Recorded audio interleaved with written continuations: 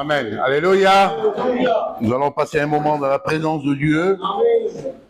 Vous savez, dans le psaume 118 au verset 24, il dit « Aujourd'hui, c'est la journée de l'Éternel. »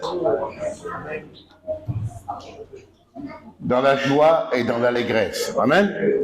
Donc, ça veut dire qu'il y a une journée particulière que le Seigneur nous a offert de son bien généreux. Alors, il nous accorde cette journée, mais c'est dans la joie et dans l'allégresse.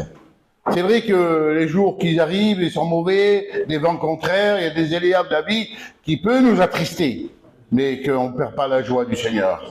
Alléluia, c'est ce qu'il nous demande, parce que c'est une journée particulière. Parce qu'il aurait pu venir hier. Il aurait pu venir hier. Il aurait pu venir le jour précédent, mais cette journée, elle était marquée par lui, et c'est la journée de l'Éternel. Donc, il nous fait encore une faveur, que si des fois on n'aurait pas été prêt hier soir, s'il avait venu, on aurait eu des conséquences graves. Alors il rajoute des jours, il rajoute. Mais jusqu'à quand? Comme il dit le frère, il ne faut pas perdre du temps. On est dans des jours très dangereux, on est dans des jours à risque. Vous savez, David, il disait, Seigneur, quand je contemple les cieux, les étoiles et la lune, la création de ta main, Seigneur, qui je suis pour que tu penses à moi? Tu m'as fait un peu inférieur à toi. Quel privilège que Dieu nous donne, Seigneur Jésus. Imaginez-vous dans le monde, si on serait juste en dessous un président, on serait déjà très fiers, on serait des gens à part des autres, on serait des gens particuliers. Et là, c'est Dieu, c'est différent. Ça fait inférieur à lui, juste pas beaucoup, Seigneur. Il nous fait des cadeaux que bien souvent, on ne les considère pas. De nous prêter vie déjà, de nous prêter vie. C'est un cadeau supplémentaire qu'on n'a pas, on ne considère pas. L'autre jour, je disais à l'église, il y en a combien, ce matin, qu'ils ont pensé qu'ils étaient vivants? Il y en a combien, en vérité? Vous levez la main, combien il y en avait? Regardez, une personne ou deux. Ou voilà, le frère aussi. On vit mécanique. On s'habitue tellement à des vies de tous les jours, qu'on arrive à prendre nos voitures, notre travail, et on s'en va travailler. On travaille, on revient chez nous, on mange. Avec le respect du doigt, on va se coucher. On n'a même pas réfléchi qu'on était vivant encore. C'est vrai. Il faut être vivant pour Dieu. Amen. Il y a du travail à faire. Hein? Il faut penser à Dieu. Alléluia. Alors, je vous dis bonjour à tous. Les frères qui m'ont invité, ça me fait beaucoup plaisir. Amen. De partager ce moment avec vous. Amen. Mais il faut être vivant pour Dieu et mort pour le monde. Je disais dans une église dernièrement, je vais vous le partager avec vous si vous voulez, qu'il ne faut pas nourrir des anciennes racines. Vous comprenez? Des anciens rancœurs, on va dire, allez dans nos mots, dans des anciennes cicatrices, vous savez, des choses qui a fait mal, ou qu'on a fait du mal. Eh bien, il ne faut plus vivre ces choses-là. Alors, il y en a qui nourrissent ces choses-là, mais ça porte du fruit. La Bible dit dans Hébreux 12 qu'on peut des fois couper les choses, mais pousser des rejetons. Vous comprenez? Alors que cette rancune, nous n'en nourrissons pas. Parce qu'ils poussent des rejetons. Et on peut infecter pas mal de gens qui sont autour de nous. Vous savez, c'est comme un virus, ça. Quelqu'un qui a un virus, il peut infecter l'autre. Et l'autre infecte l'autre. Et l'autre infecte l'autre. Eh bien, c'est pareil, ces choses-là. Des anciennes rancunes. Alors, la Bible dit, ne vous privez pas de la grâce de Dieu. Nourrissez pas cette rancune, parce qu'elle pousse des rejetons. Et peut en infecter beaucoup. Vous comprenez? C'est pas les bonnes choses. Alors détruis ce passé. Détruis ce passé et construis ton avenir avec Dieu. Hein? Alors, on laisse tomber tout ce qui est le passé, c'est l'avenir aujourd'hui. Amen. Alléluia. Je vais faire une lecture avec vous et après je prêcherai l'évangile. Amen. C'est dans Juge 9 au verset 7. Joam, c'est le livre de Joam, le texte c'est Joam. En fut informé. Il alla se placer sur le sommet de la montagne du mont Gérizim. Voici, il leur cria à haute voix, écoutez les habitants du village de Silem. Dieu écoute les arbres ont parti pour oindre un roi. C'est curieux ça, parler des arbres. Mais il y a toujours une référence derrière. Hein. Pour oindre un roi. Il est parti alors pour oindre un roi et se mettre à leur tête avec des personnes. Alors il demande à l'olivier. L'olivier, il dit, toi, règne sur nous. Et l'olivier, il répond, il dit, mais je ne me priverai pas de mon huile.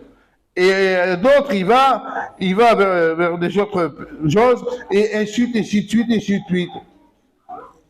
Et l'autre, il dit, toi, la vigne, règne sur nous. Non, il dit, je ne me priverai pas du goût du vin qui réjouit le cœur de Dieu et le cœur des hommes. Et toujours ainsi de suite, pareil. Alors j'ai pris la référence des arbres. J'ai marqué référence des arbres. Mais la référence des arbres, ils ont leur ADN, ils ont leur nom, ils ont leur symbole, ils ont pas mal de choses. Et les arbres parlent dans la nature de Dieu, les arbres parlent, comprenez-le bien. Et on verra que les arbres parlent, et on verra que les arbres, ils font beaucoup de références à des personnes. Vous comprenez? Alors là, regardez, il y a, dans Lévitique 19, vers 3, il dit, quand vous rentrerez dans votre village, quand vous rentrerez dans le pays que Dieu vous a donné, vous allez planter beaucoup d'arbres.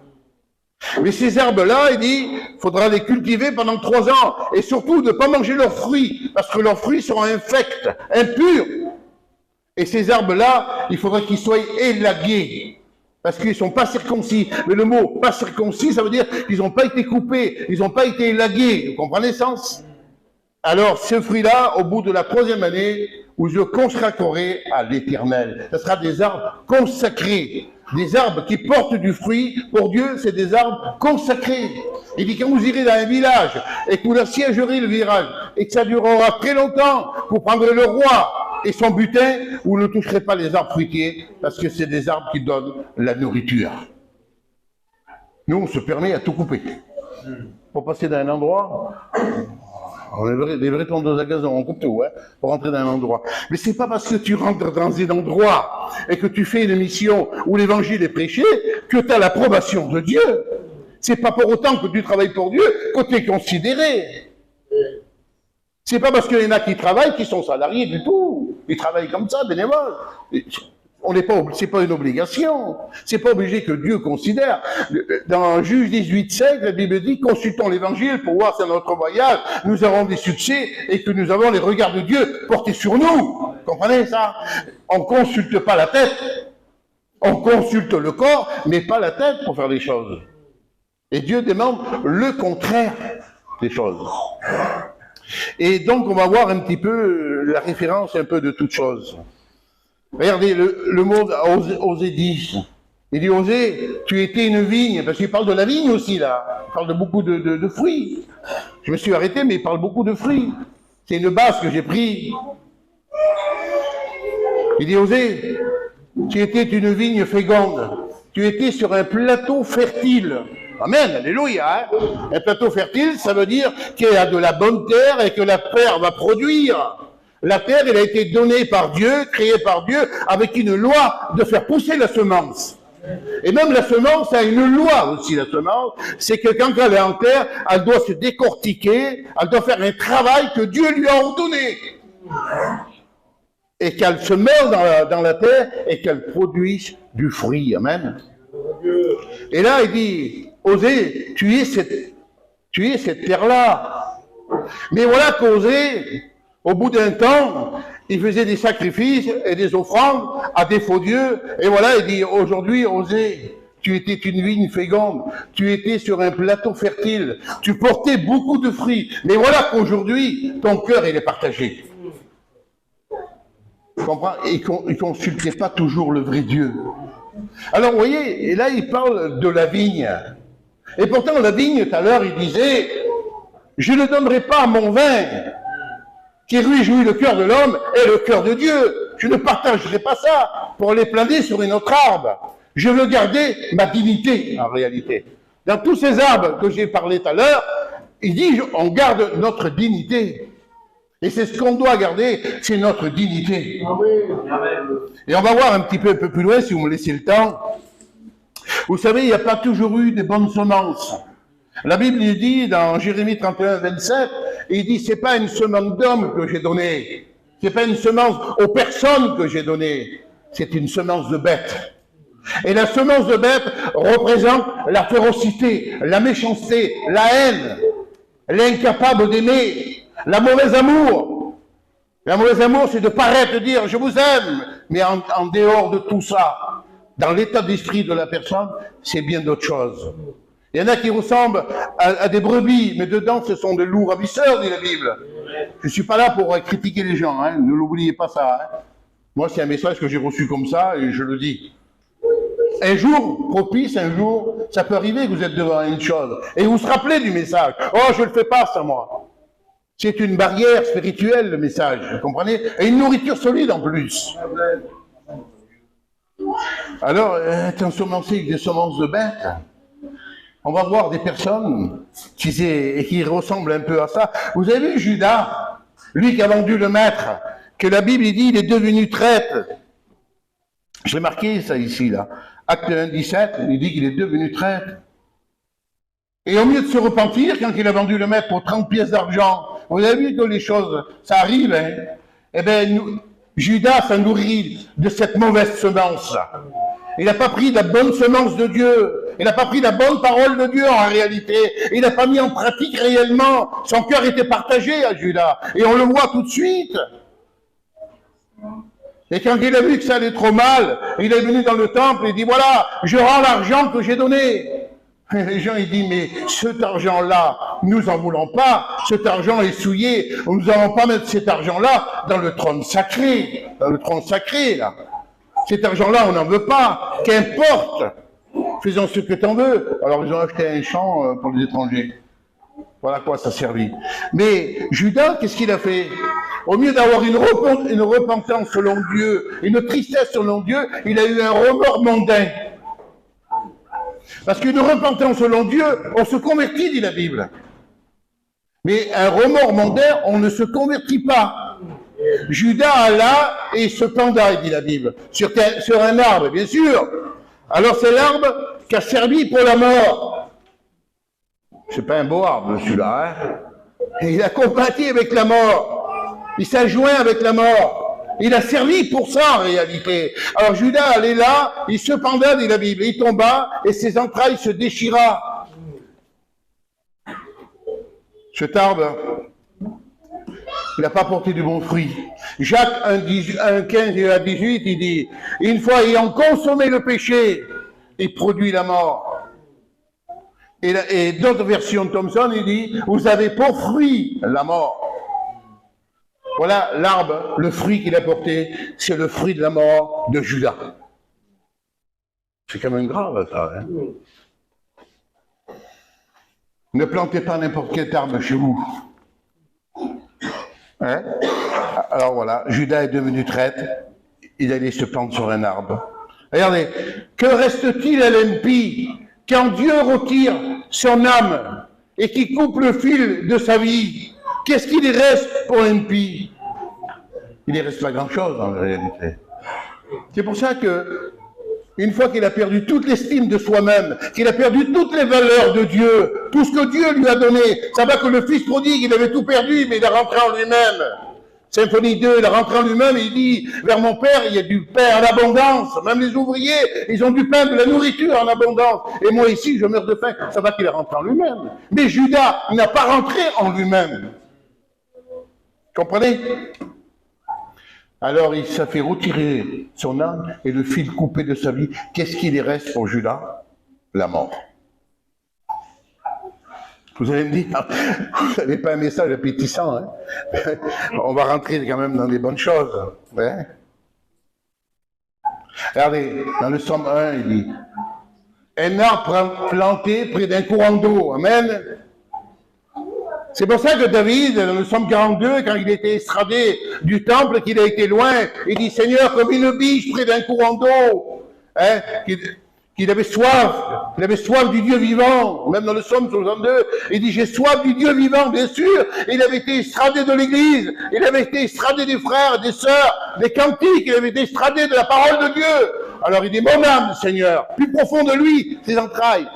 Il n'a pas dit ma chair, il n'a pas dit mon esprit, il dit, mon âme a soif de toi, Seigneur. Soif du Dieu vivant. Alors voilà, c'est un arbre qui est planté près d'un courant d'eau. Alors ça veut dire que pendant la chaleur, ses feuillages restent toujours verts. Il ne flétrit point, il ne change jamais. Son témoignage, c'est toujours pareil, toujours le même. Hiver comme été, c'est toujours le même. Il y en a qui sont chrétiennes dans l'émission, mais après, c'est terminé. Non, là, c'est toute l'année, parce que c'est un arbre qui se renouvelle au plan d'eau. Amen. Ça s'appelait de renouveler dans l'Esprit Saint. Voilà les personnes qui se renouvellent, hein, qui suivent le Seigneur à la brèche, qui sont à genoux bien souvent, ou même dans le jeûne. Alors c'est des personnes qui se renouvellent, ça, parce que Jésus est une source, vous savez ça, Zacharie 13, il dit, en ce jour, une source sera ouverte pour les habitants du pays. Alors c'est des personnes qui se renouvellent. Alors ils symbolisent l'arbre pour symboliser des personnes qui se renouvellent dans l'Esprit Saint. Amen. La chaleur ne fait point de défaut. L'hiver ne fait point de défaut, parce qu'il est vert toute l'année, dit la Bible. Et il y a des personnes comme ça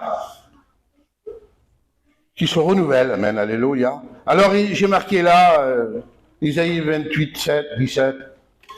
Je ferai de la droiture une règle et de la justice un niveau. Un niveau, je sais qu'il y a des gens qui travaillent là-dedans. C'est pour faire un mur en réalité. La règle, vous savez ce que c'est une règle, vous avez été à l'école. Je l'ai pris souvent sur les doigts, alors ça fait mal une règle. Une règle, on ne la change pas, on la laisse comme elle est. Alors c'est pour mesurer là, et le niveau c'est pour mesurer droit. Alors de ça, il va en tirer conclusion la parole de Dieu d'une règle et d'un niveau. Amen. Quelqu'un qui marche dans les règles, qu'il est au niveau, qu'il est à la page de la parole de Dieu, qu'il est toujours présent, quand il dit quelque chose, il le fait. Alléluia. Amen. Regardez, dans Genèse 30, au verset 33, ma droiture parlera pour moi. Et d'autres versions, il dit, mon témoignage parlera pour moi. Et une autre version, il dit, ma consécration parlera pour moi. Amen. Pas besoin de parler. 1 Pierre 3, et la Bible dit qu'on doit gagner des âmes sans parler à notre comportement, à nos façons de vivre. À nos façons de vivre, les gens nous reconnaissent. Pas besoin de trop parler. Bien souvent, on parle trop et on agace les gens. Vous êtes une lettre de Christ, lue et contrôlée de tous les gens. Une église vivante, amen, alléluia, où les gens en tirent conclusion. Voilà, c'est une personne de Dieu. Le charme d'une femme, ce n'est pas sa beauté, dit la Bible. Ou d'un homme, pareil, c'est sa bonté. Vous avez vu quand quelqu'un, il est brave, il est bon, il ne prend pas le coup. Alors aujourd'hui, on trouve ça étrange. Hein, Juan, on trouve ça étrange maintenant de se prendre un petit peu, mais c'est normal. Même la Bible dit, un saint baiser. On le fait même plus. Tu rouleras la main à ton frère. Oh, ben ça, voilà. Une autre fois, on dira ça. Ouais. Alors voilà, cet arbre, ce qu'il produit. Dites donc, la grâce de Dieu est une source de salut pour tous les gens. Alors pour tous les gens qui ont de l'angoisse, de la tristesse, qui ont de la dépression, qui viennent s'alimenter à cette source de Jésus-Christ. Amen. Regardez, Isaïe 30 au verset 18. Dieu désire de nous faire grâce. C'est le désir de Dieu. C'est plus que de l'amour, c'est un désir. Il a envie de l'accomplir, de le faire. Amen. Tout son cœur est là. Mes entrailles parlera pour moi, dit la Bible. Quand ça sort des entrailles, ça fait du bien. Ça fait du bien en réalité. On ne peut plus faire les choses comme on devrait les faire bien souvent dans l'Évangile. Parce qu'on met trop des règles à notre façon, à nous, à notre façon, Seigneur Jésus. Et à 1 Pierre 3, 18, poursuivez la grâce. Amen. Ça veut dire tu l'as reçue, mais poursuive-la, nourris-la, travaille avec elle, engage-toi avec elle. Et tu porteras du fruit. Amen. L'autre jour, regardez ce que je vous dis, j'ai à cœur de vous le dire et je vous le dis. L'autre jour, j'ai vu une jeune fille, je sais pas, elle devait avoir 35 ans peut-être. Alors, la jambe, elle était cassée. Il n'en pouvait plus de chaleur. Vous avez vu la chaleur de cet été, là? Alors, il avait une grosse valise et un gros sac sous le dos. Il n'arrivait plus, il butait, il faisait ça. Il dit, Seigneur, je la porte dans l'auto, je la porte pas. Je ne sais plus comment faire. Si je l'ai rapporté, ça m'a rapporté préjudice si je l'ai rapporté. Et de la laisser, mais ça m'a fait mal au cœur. Alors d'aujourd'hui, on ne peut pas le faire, ça. Une pauvre paraplégique, on ne peut pas la ramasser aujourd'hui. Parce que notre loi à nous l'interdit. Je ne sais pas, en vérité, si on ne rendra pas des comptes à Dieu pour beaucoup de choses qu'on passe à côté, parce qu'on est des gitans, on est des voyageurs. Et oui, on ne sait même plus si on est chrétien à l'heure d'aujourd'hui, Juan. On est toujours gitans, voilà, ça c'est la marque, ça. Oui, mais bon, on est chrétien aussi. Je vous dis la vérité, c'est dans mon cœur que je l'aurais ramassé, moi, cette personne. Mais je n'ai pas pu le faire. Ça m'a travaillé, je n'ai pas pu le faire, mais enfin, je ne l'ai pas fait, voilà. Comme un arbre planté près d'un courant d'eau. Ça, on voudrait ça. Hein. C'est une source d'abondance de grâce, dit la Bible. 2 Corinthiens 9, 12. Je voulais regardez un petit peu. C'est là, il n'y a pas eu une décision qui est importante. Sarah, il dit à Abraham, le fils de ta servante et mon fils n'hériteront pas ensemble. Pas le même héritage. Mais Abraham, excusez-moi de dire ce mot, je demande pardon, mais c'était son vrai fils, hein, Abraham. C'était son fils. Mais même Dieu a fait la différence. Il dit, Abraham, offre-moi ton fils en sacrifice, ton unique, celui que tu aimes. Il n'a pas parlé d'Ismaël. Dieu est justice, il est amour, mais justice. Et Sarah, comme il représente l'Église, il est le symbole de l'Église. Abraham, le fils de ta servante, et notre fils à nous, qu'il ait un héritage propre, ne partageront pas cet héritage. Parce que Sarai avait vu déjà l'inclination, il avait déjà vu le problème qui allait se passer, qu'ils allaient croiser ensemble, qu'ils allaient s'hybrider ensemble, et que ça n'allait pas marcher. Sarai a vu. Alors il dit ça à Abraham. Abraham, il n'a pas vu ça d'un bon oeil, lui. Mais la voix de Dieu, la justification de Dieu, ne vous justifiez pas vous-même, même quand on vous accuse, même quand on vous dit des choses, ne vous justifiez pas. Nous avons un Dieu qui justifie. Abraham, écoute ce que Sarah dit. Écoute ce que Sarah dit. Écoute ce que dit l'Église. Esdras 10.4, il dit Esdras, toute affaire te concerne, mais nous, l'Église, nous sommes avec toi et agis. Alléluia. Il n'y a pas que le responsable qu'il faut qu'il agisse. L'Église, il faut qu'il soit engagé avec le responsable. Si le responsable il fait une mission, le Seigneur il se trouve tout seul. Non, il y a des chrétiens qui doivent aller avec. Ils doivent le seconder, ils doivent aller avec. Et Abraham, malgré ça il lui déplaisait, malgré que son cœur se déchirait, Abraham était obligé de faire le choix. Il a fait le choix, comme il a fait avec Lot. Lot, si tu vas à gauche, eh bien moi j'irai à droite. Et si tu vas à droite, eh bien moi j'irai à gauche. Il a été obligé de faire le choix avec son neveu, parce que c'était l'ordre de Dieu, ça. Parce que Abraham avait été appelé par Dieu, mais pas l'autre. Alors obligé que ça se sépare, comprenez? Et là, obligé. Obligé de prendre la servante. Obligé de prendre son propre fils. Lui donner un peu d'eau et un bout de pain, et de la faire partir pour écouter la voix de Dieu, pour accomplir l'œuvre de Dieu. Il a été obligé de le faire. Nous, on ne veut rien faire du tout. Non, pas comme ça. Puis l'amour doit nous pousser à faire les choses de Dieu. Parce que ce n'est pas un amour normal qu'on a reçu. Romains 5.5, il dit que Dieu a déversé. Il n'a pas mis le compte-goutte. Il a déversé l'amour par le Saint-Esprit. Alors voilà qu'Abraham, il était obligé de prendre ce gros engagement que ça a dû lui faire mal. Eh bien, pour accomplir les desseins de Dieu, Abraham a pris cette décision-là. De faire partir son fils. Et faire partir sa compagne aussi, hein. Il n'a pas eu le choix, Abraham, de le faire. Si tu veux obéir à Dieu, il y a des sacrifices que tu dois faire. Mais oui, il y a des sacrifices qu'on doit faire. Il y a des choix qu'on doit faire. Mais oui, malheureusement, il faut les faire. Hein? Et voilà que la servante, il s'en va. Plus d'eau, plus à manger, plus rien du tout. Son fils allait mourir. Ismaël allait mourir, Ismaël. Mais protégé par Dieu, bien sûr, quand même. Parce que Dieu est justice, mais il ne fait pas tout des tableaux noirs. Alors voilà qu'il la met vers un arbrisseau. Vous voyez? Un petit arbrisseau, un petit arbre. Vous voyez, on parle des arbres, la référence des arbres. Et là, elle a mis son fils là, et il s'en va à la portée d'un arc pour pas voir mourir son fils. Mais la Bible dit que Dieu a écouté la voix de l'enfant. Il a écouté les pleurs de l'enfant. Et là, elle appelle la servante et il dit, prends ton fils et retourne à ta servante et accomplis les desseins de ta servante. Et là, la Bible dit qu'une source a jailli de vers l'arbrisseau, là, qui était là. Il a pu donner à boire à son fils et à elle-même pour pas qu'il meure, bien sûr. Et à la portée d'un arc. Je ne voyais pas le sens de ça, moi. Oui, mais c'est qu'Ismaël fabriquait des arcs. Vous voyez? Avec Dieu, tout s'accomplit en réalité. Hein? Parce que, comme je vous ai dit tout à l'heure, des arbres, c'est la référence à certaines personnes. Amen? Alors Dieu est obligé de faire la différence. Mais il a protégé Ismaël, il a eu 10 princes, hein, et il a eu une nation aussi, lui. Mais ce qu'il y a, elle ne s'héritait pas. C'était pas la vraie héritage.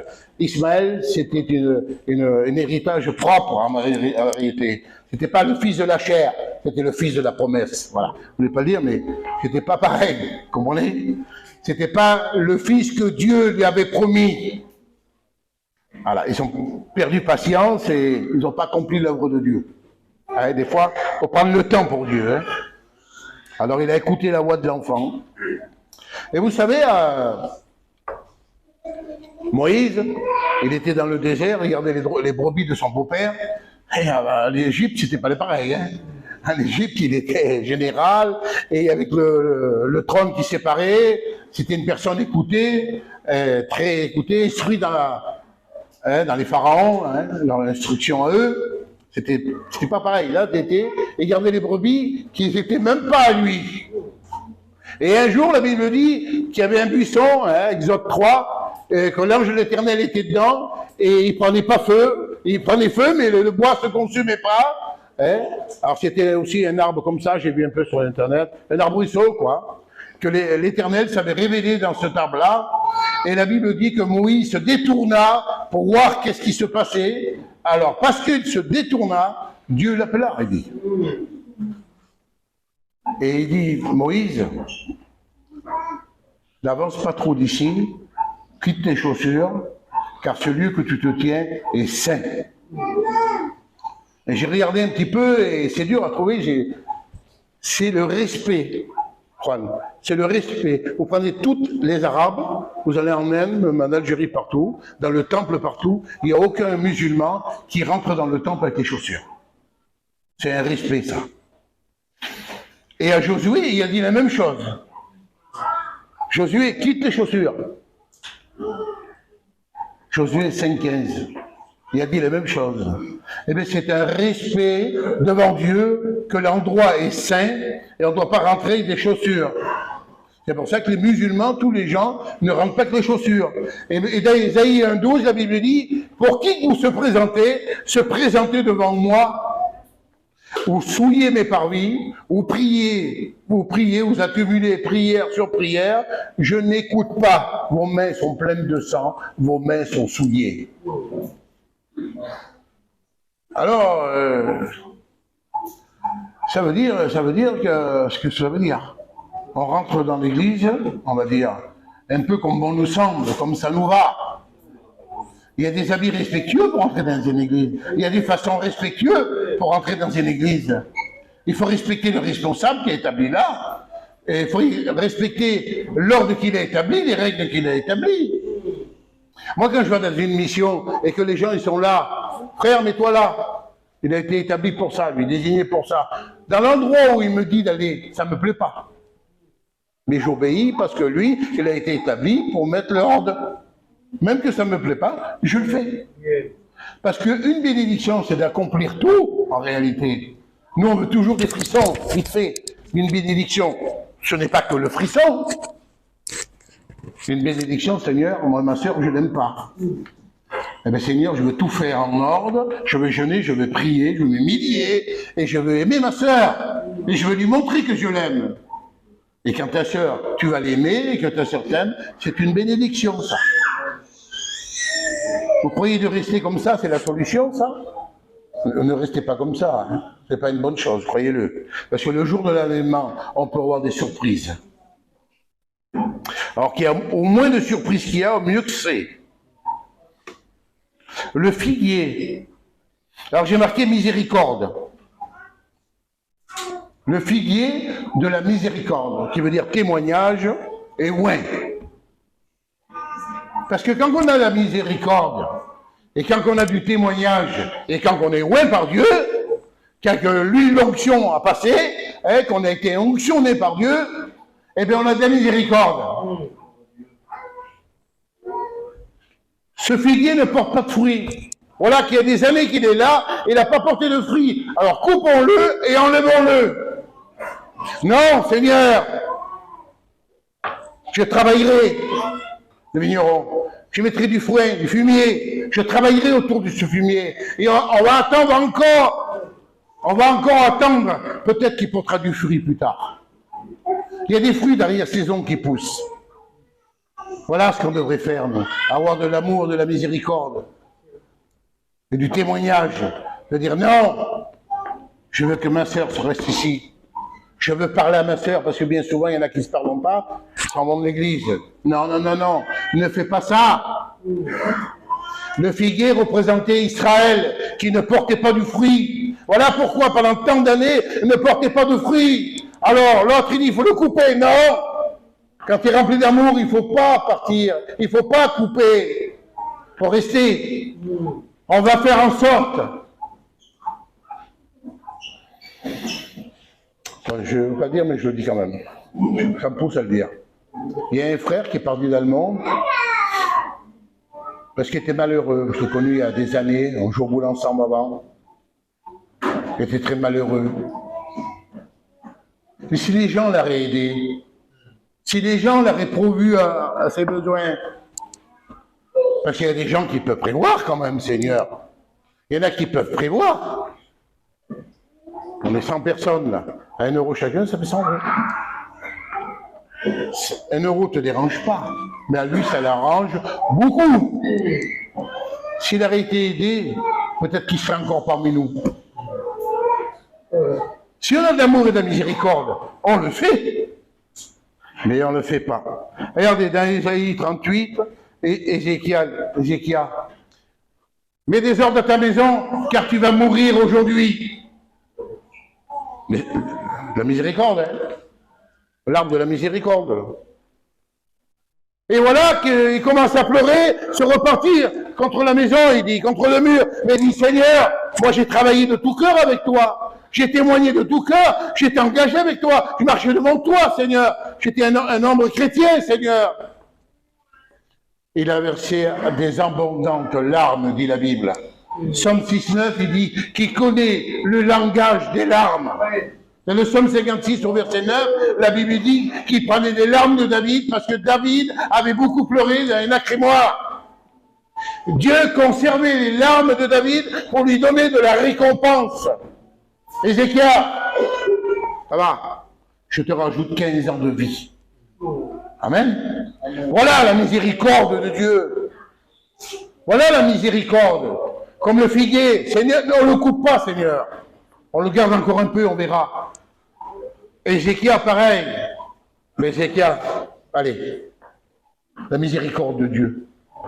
Miséricordieux, c'est pas pareil que miséricorde. Hein. Miséricordieux, il n'y a que Dieu qui fait la miséricordieux. Nous, on fait miséricorde, c'est tout. Et bien souvent, on ne le fait pas. On ne le fait pas, bien souvent. Et on devrait le faire. Vous avez vu la miséricorde de Dieu? Ben écoute, tu as pleuré, tu m'as rappelé un peu quelque sorte, humainement, parce que Dieu sait tout. Tout ce que tu as fait, tout le travail que tu as fait. Peut-être que Dieu a voulu entendre dire ça. Quand il dit rentre dans ta chambre, Matthieu 6,6, ton Père dans le secret te voit, et te le rendra. Ça veut dire la récompense, ça veut dire. Peut-être que Dieu veut te voir en particulier.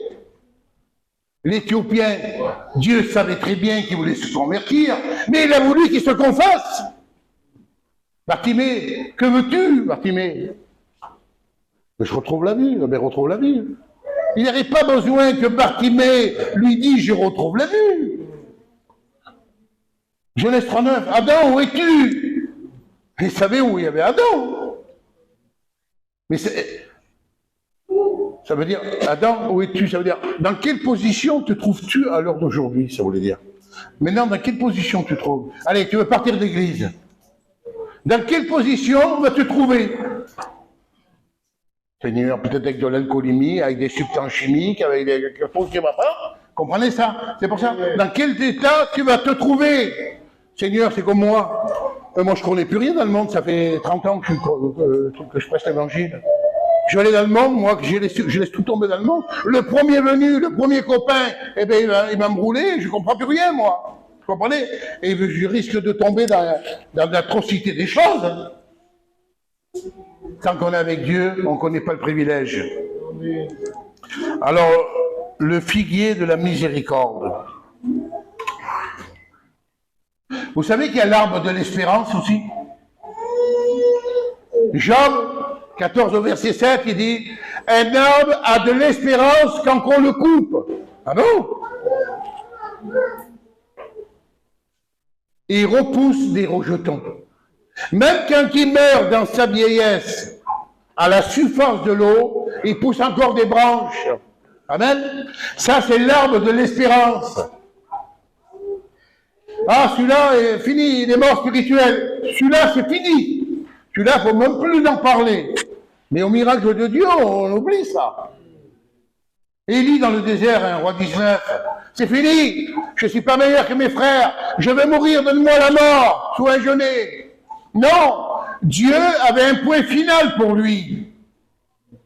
Il avait un but pour lui. Il est venu un ange, parce que des fois il faut un miracle, il faut un ange, hein.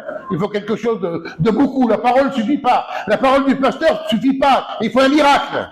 Alors il vient un ange, il secoue, il dit mange, bois, car tes jours sont longs, ta route elle est longue. Lui il comprenait plus, il voulait mourir. Mais ce qu'il y a, après il a marché 40 nuits et 40 jours, jusqu'à la montagne d'Horeb. Mais là il y avait quelque chose que Dieu qui voulait faire par lui, c'est qu'il fallait qu'il joigne 2 personnes. Vous voyez, des fois, on ne sait pas ce qu'on doit faire. Ce qui compte, c'est d'écouter à Dieu. C'est d'écouter Dieu ce qui compte. Je vais vous donner une image, j'aime pas donner des images, mais je vais vous en donner une. Un père et un fils. Mon fils va prendre de l'eau au torrent. Le fils, il regarde, c'était un panier. Vous savez très bien qu'est-ce que c'est un panier. Il dit, papa, c'est un panier. Mon fils, il va prendre de l'eau au torrent. Bon, pour écouter son père, il va au torrent, et le fils, il revient tout triste. Il dit, papa, je voulais te prendre de l'eau, je n'ai pas pu. Il dit une chose que tu ne sais pas, mon fils. Quand tu es parti, le panier était sale, et maintenant, il est revenu, il est propre. Vous voyez, des fois, Dieu, il veut nous parler, mais nous, on veut savoir à l'avance. Dieu, peut-être qu'il est imprévu, Dieu. Hein? Il veut qu'on l'obéisse, amen. Alléluia. L'arbre de l'espérance, il pousse des rejetons, et dans la vieillesse, même quand le tronc meurt, à la surface de l'eau, il repousse encore des branches, amen. Alléluia. Regarde, j'ai marqué Jérémie 31, verset 17. Il y a de l'espérance pour ton avenir. Amen, alléluia.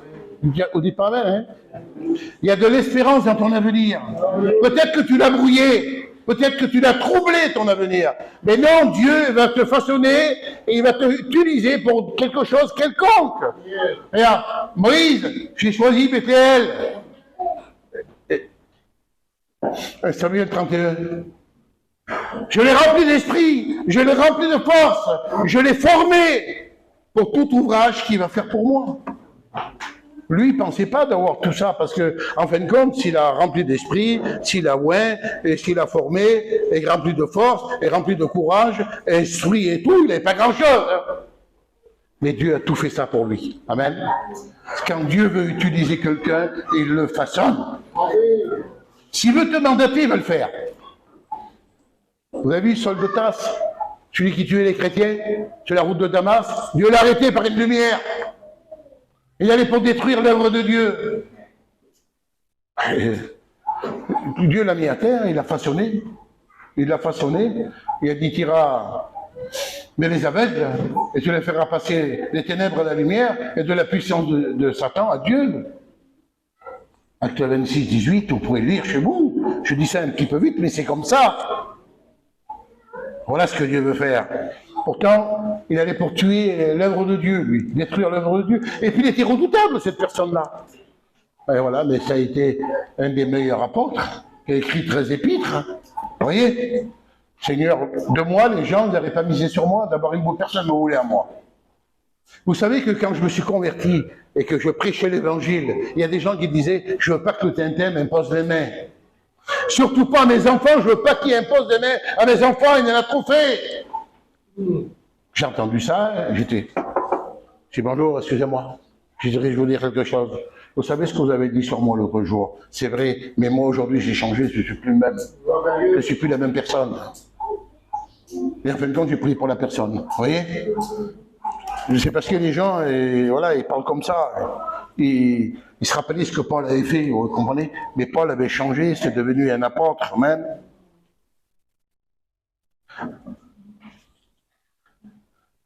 Alors il y a de l'espérance pour ton avenir. Alors j'ai marqué Isaïe 40. Aujourd'hui, ta captivité est terminée. Dans Jean 8,36, si le Fils de Dieu t'a franchi, tu seras réellement libre. Galates 5, c'est pour la liberté de Christ que nous sommes affranchis. Amen, alléluia. Dieu pense à nous, amen, alléluia. Alors là, je voudrais parler d'un autre arbre, si vous voulez. L'arbre de l'obéissance. Est-ce que Dieu se sert des arbres d'abord? On va le voir. Hein. David, il allait faire une conquête de guerre, et il allait toujours battre avec les Philistins. C'est dans 1 Chronique 14:8, parce que je vois que le frère il marque là-bas. Je dis le texte parce que le frère il marque. Il dit, David, attaque pas les Philistins encore.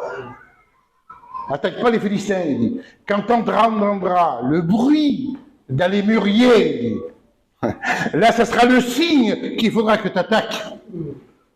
Dieu faisait du bruit dans les mûriers, c'était le signe que David allait attaquer les Philistins. Amen. Dieu se sert des arbres. Dieu se sert de la référence des arbres. Dieu parle en travers la nature, dit la Bible. Il dit, as-tu consulté la nature va t'instruire. Ben oui. Vous avez jamais vu un chrétien quand il se baptise? Il aime la nature. Il aime la nature après. Il est content dans la nature. Alors, l'arbre de l'obéissance. Regardez, j'ai marqué 1 Samuel 15:22. La résistance à Dieu est passive de l'idolâtrie. Ah oui, c'est marqué. Et même plus que ça, de la divination même. Et la divination, c'est grave. Mais moi, j'ai marqué en bas, Job 22:28, c'est par tes résolutions que répondra ton succès. Alléluia. Ton engagement fidèle avec Dieu, il va en découler du succès. Amen. Alléluia. On parle de l'arbre de la bénédiction, il est tard. Oh Seigneur, excuse-moi. Alors j'ai la montre, et j'ai la montre en face, hein, mais elle me corrige pas trop, vérité. Regardez, Genèse 49:22. Joseph, il est le rejeton d'un arbre fertile.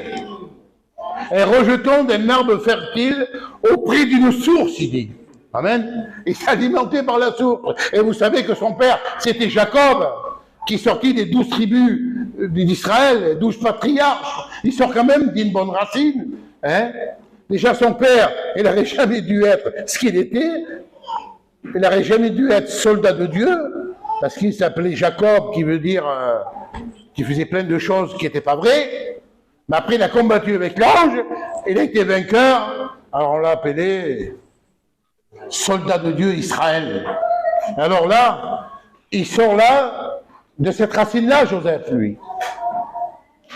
Et puis ça fait qu'il a eu le droit d'aînesse, son père. Et beaucoup de choses, le droit de bénédiction aussi.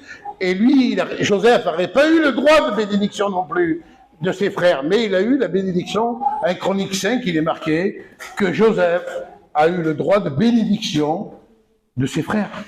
Vous voyez Dieu comme il change les choses. Dieu change les circonstances. Regardez d'abord, Acte 21, 2,21, la Bible dit, qui renverse tout, et il bouleverse tout, Dieu, et il rétablit tout dans le bon sens. Il veut te donner un bon sens à la vie. Amen. Voilà. Ça, c'est l'arbre de la bénédiction. Le juste grandira comme le palmier. C'est des bonnes choses, ça, hein, quand même. Hein. Regardez, Romains 6, 22, vous avez pour fruit la sainteté. Amen. Et là, je voudrais m'arrêter là-dessus si vous me laissez 5 minutes. Parce que là, il y a un arbre qui a été taillé pour quelque chose de concret. Si on est là aujourd'hui, cet arbre a servi aussi de témoignage pour nous. C'est que cet arbre a été coupé, travaillé, taillé. C'est Jésus qui a été crucifié dessus. Le plus grand des sacrifices, c'est Jésus, amen. Alors cet arbre-là, il nous parle en réalité, parce qu'avec cet arbre-là, on fait une croix, et Jésus a été crucifié dessus, et il a dit, Père, pardonne-leur, ils ne savent pas ce qu'ils font, amen. Cet arbre a servi pour la crucifixion de Jésus, pour ce merveilleux, on va dire, sacrifice qui nous porte le salut aujourd'hui, hein, qu'on a la grâce aujourd'hui de Dieu. Hein, la Bible dit, vous recevez grâce sur grâce, amen, c'est le cadeau de Dieu. Alléluia. Eh bien, cet arbre a servi pour ça. Et j'ai regardé un petit peu qu'est-ce que c'était comme arbre. Je n'ai pas trouvé du tout. On ne sait pas si c'est de l'acacia, on ne sait pas si c'est du chêne. Enfin, moi, je n'ai pas trouvé. C'est un arbre qui n'a pas de nom pour moi. Vous voyez? Il a dit un arbre qui a été taillé, qui a été cloué, et une personne a été crucifiée dessus pour le pardon de nos péchés. Amen. À l'heure d'aujourd'hui, si nous sommes réunis là, si nous sommes unis par l'Esprit, c'est parce que Jésus, un jour, on a choisi cet arbre et on l'a cloué dessus. Mais il y a des arbres qui ne sont pas bons. Dans Isaïe 45, il dit, un homme a rentré dans un buisson, a rentré dans un bois, il a choisi un arbre quelconque, c'est un pin a priori, il a rentré chez lui, il a fait du feu, il s'est fait un merveilleux rôti, hein, quand même, hein, un merveilleux rôti. Bon, mais ça jusqu'à maintenant, il n'y a rien de grave. Il a été prendre du bois, il a fait du feu, et ça fait un bon rôti, il n'y a rien de grave. Mais la gravité, c'est qu'il s'est fait un Dieu, et il l'a adoré, il s'est prosterné devant. Il a dit, c'est toi le vrai Dieu. Voilà ce que les gens font bien souvent. D'un bout de bois qui brûle au feu, qui se fait de la viande, et après il se fait un Dieu, il adore. Il dit que c'est le vrai Dieu. Non. Vous voyez? Eh bien voilà. Il y a de l'arbre dans le paradis, c'est à celui-là qui vaincra, qui verra cet arbre. Hein? Je voudrais faire une lecture si vous voulez. Et puis j'arrête directement. Hein? C'est dans le Somme 128. C'est vrai, j'ai été long, mais vous ne me voyez pas souvent. Je profite un peu. Hein? Je connais bien le Juan, alors je profite un peu. Jusqu'à demain. Les deux.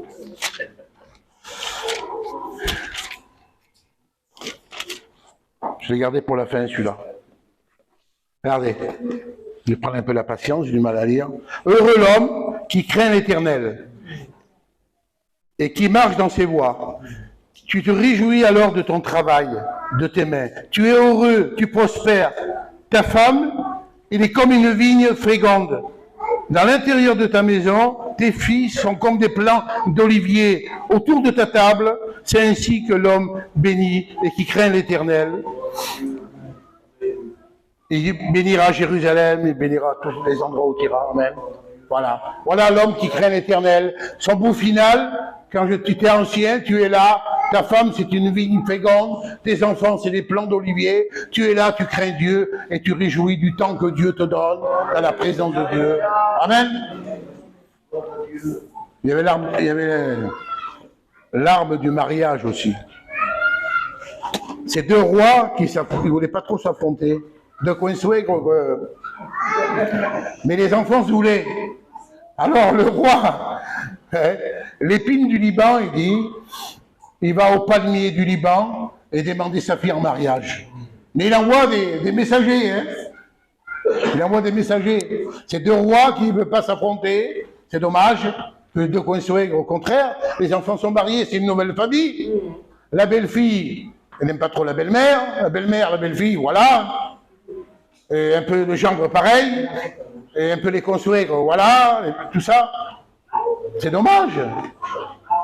Parce qu'on prie pour que nos enfants tombent bien.